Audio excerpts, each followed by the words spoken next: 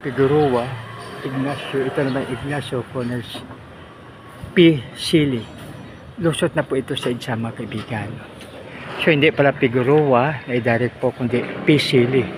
Kasi nag-ano siya parang sumipak. No? So isang magandang umaga sa lahat. Ito po sa bayan na po natin ang EDSA.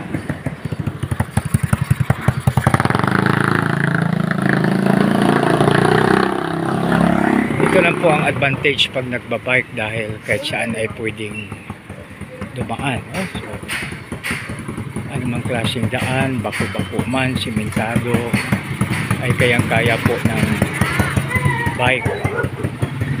So, kahit sa tulay,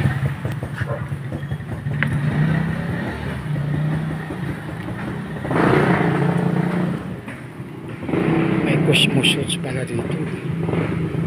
So ito po mga kaibigan ang P. Sili Papa Charlie Eco 55 Eco. So ito po siya mga kaibigan, no? So kunti ay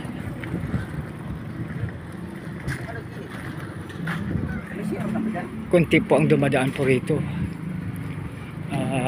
Mayroong dumadaan na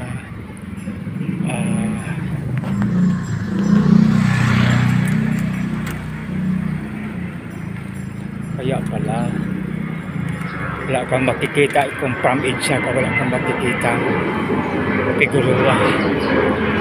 Kung dito po ay P. Sili.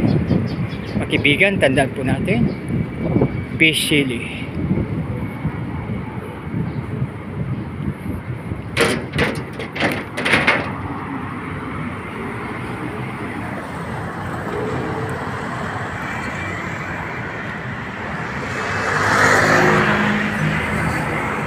Ito naman po igigan, mga kaibigan ang EDSA, no?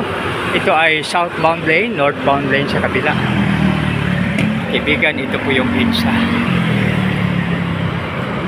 Medyo mainit na po, kaya ang yung abang lingkod ay magsangga lang na po. Regardless sa sol.